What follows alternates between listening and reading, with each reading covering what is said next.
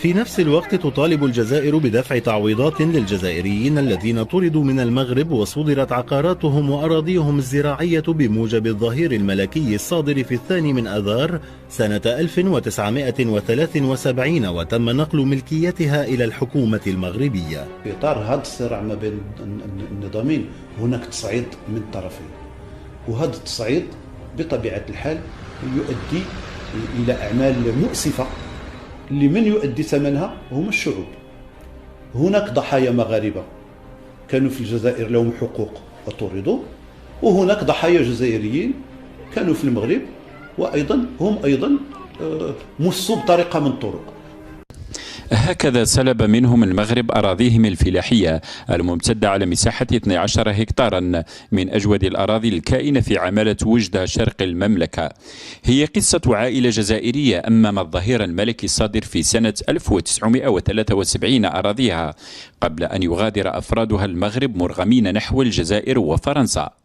وبعد 41 سنة على ذلك لا زالت عائلة جعون القاطنة في مدينة تلمسان مصرة على استعادة حقها الضائع الذي أممته السلطات المغربية دون تعويضات تذكر، رغم المراسلات التي يوصي الحقوقيون في الجزائر بعدم إحالتها على العدالة بعدما أصدر القضاء المغربي أحكاما ضد الجزائريين الذين حاولوا استعادة أملاكهم عن طريق العدالة.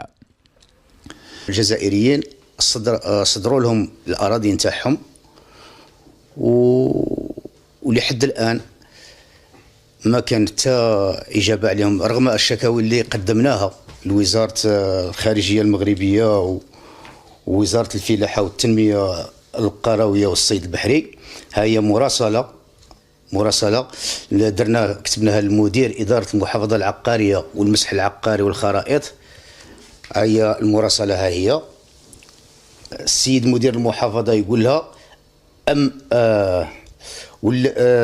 أنهي إلى علمكم أن الملك الموضوع له الرسم العقاري رقم 7617 الكائن بإقليم وجدة جماعة سيدي يحيى، البالغ مساحته الإجمالية 12 هكتار و29 آر، الذي كان يملكه السيد جعونة محمد بن عمر الجزائري، قد تم استرجاعه من طرف الدولة طبقا لمقتضيات الظهير الشريف المذكور في الموضوع. وهذا الاسترجاع نشر بالجريدة الرسمية يوم فاتح غشت 1973.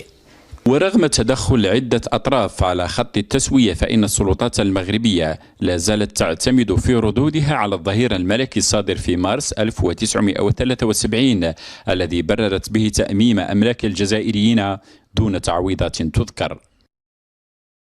كيفاش بلاد كتعلن عليك الحرب يوميا، بلاد عنا عليك الحرب من سنة 1975 وهي عنا عليك الحرب، طردت 300,000 مغربي من الجزائر بعائلاتهم بأطفالهم بنسائهم ورباطهم في الحدود.